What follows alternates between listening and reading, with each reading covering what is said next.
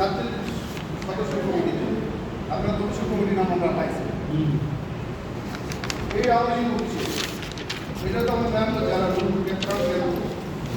একটু যদি আপনারা খেয়াল করেন বিগত 8 বছর 10 বছর ভিতরে জাতীয় যে সমস্ত প্রোগ্রামগুলো হয়েছে আওয়ামী লীগের বেলায় শ্রমিকের বেলায় কোন প্রোগ্রামে এই 37 জনের ভিতরে আমরা কোনোদিন তাকে দেখছি, হয়তো 2-1 দেখতে পারি 37 জনের ভিতরে।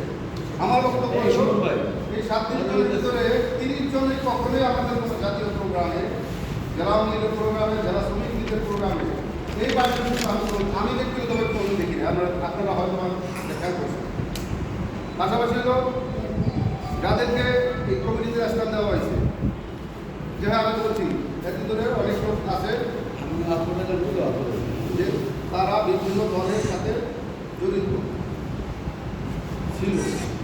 এর ভিতরে আমরা এই কথা বলতে পারি, যেমন সোনালী জনতা ব্যাংকের একজন আছে সহসভাপতি হয়েছে,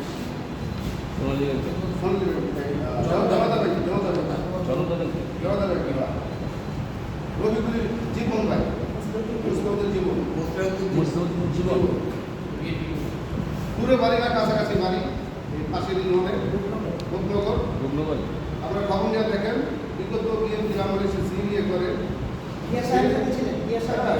সে কি আওয়ামী লীগ সমর্থিত বেশি ইউনিয়ন করছে নাকি বিএনপি সমর্থিত বেশি ইউনিয়ন করছে, এরকম এই কমিটির অধিকাংশ বুঝতে তুষার পাত্র ব্যতীত কোনোদিনই তারা শ্রমিক কি করে না, শ্রমিকের সাথে তারা ছিল না।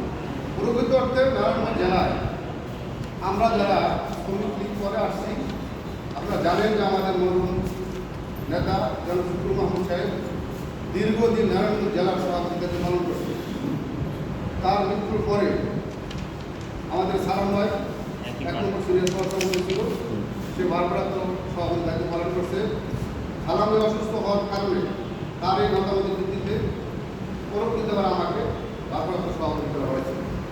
কিন্তু আমরা যারা একত্রিত শ্রমিক করে আসছি এবং জাতীয় পর্যায়ে, স্থানীয় পর্যায়ে আমরা সকল দলীয় কার্যক্রম চালিয়ে আসছি, আমাদের এরকম লোকজন তারা এক কমিটিতে স্থানও দেয় না, তার সাথে যোগাযোগ করে না। এই কারণে মূলত আমাদের নিন্দা এবং প্রতিবাদ। আরেকটা বিষয়, এখানে অনেক আত্মীয়, একে অন্যের আত্মীয়, ভাই ভাই আত্মীয় অনেক আত্মীয় আপন ভাই আছে।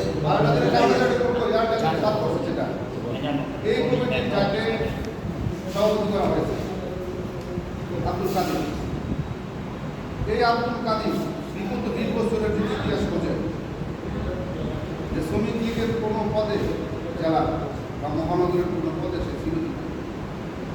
পাশাপাশি এই আব্দুল কাদির ভাই, আপন ভাই, সে সভাপতি, তার ভাই আবার সহদপ্তর। আপনারা এই কেন্দ্রের যে সভাপতি সেক্রেটারি তাদের সাথে কোনো যোগাযোগ করেছেন? হ্যাঁ, যোগাযোগ করছি আমরা। তারা কি বলে? আমি কেন্দ্রের সভাপতির সঙ্গে কথা বলছি, ঠিক আছে? কেন্দ্রের সভাপতি সাহেব সেক্রেটারি দোষ দেয়, ঠিক আছে? তা আমি তো বলছি এক কথা, যেটা একটা অর্থের বিনিময়, মালিক অর্থের বিনিময় কমিটিটা নিয়ে আসে। আচ্ছা ভাই, আপনাদের আমরা তো জানি বর্তমানে এই অনুমোদন প্রধানমন্ত্রী কোন কমিটি, সেই ক্ষেত্রে আবার তৈরি হবে, সম্মেলন হবে, তারপরে কমিটি। এখন আমার প্রশ্ন হইল তারা কি করে কার মাধ্যমে এই জিনিসটা আনবো, জিনিসটা আপনারা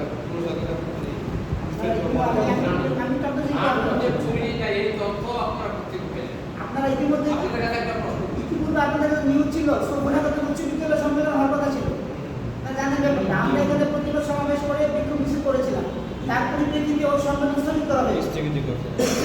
কারণ সম্মেলনটা হতে হলে নারায়ণগঞ্জের যতগুলো রেজিস্টার ট্রেড ইউনিয়ন আছে, শাখা ট্রেড ইউনিয়ন আছে এবং যতগুলো বেসিক ইউনিয়ন আছে, ব্যাংক বিমা সহ সবগুলোকে নিয়ে একটা কাউন্সিলর এবং ডেলিগেটস করতে হবে, এটা আপনারা সবাই জানেন।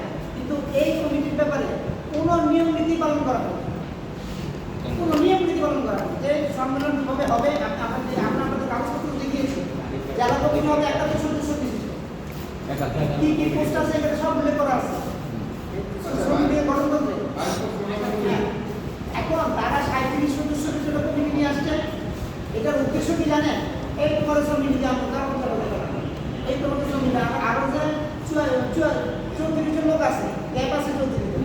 ওই 34 জনের বাণিজ্য দেখে না। আদারস কিছু নাই, ক্লিয়ার আমরা বুঝতেছি। আপনাদের বুঝানোর কিছু না, আপনারা আমাদের তো অনেক অভিজ্ঞ। বিভিন্ন মাধ্যমে আপনারা কাজ করেন এবং বিভিন্ন নিউজে আপনারা কাজ করে প্রচার করেন। ভাই এখানে আরেকটা কথা আপনারা বলছেন যে ইতিপূর্বে সংগঠনের সভাপতি এই ধরনের কমিটিকে অবৈধ ঘোষণা করে সার্কুলার প্রকাশ করে। জি, আছে আমাদের কাছে। তার মানে কি 37 সদস্য বিশিষ্ট যে কমিটি হয়েছে আহ্বায়ক কমিটি। আগের কমিটি সম্মেলন প্রস্তুতি কমিটি এটা হলো সম্মেলন প্রস্তুতি কমিটি। সম্মেলন প্রস্তুতি কমিটি। পরবর্তীতে ওইটা কমিটি হিসাবে এই সম্মেলন প্রস্তুতি কমিটিতে 27 সদস্য ছিল তো, এর মধ্যে 7 জন এই কমিটিতে নাই।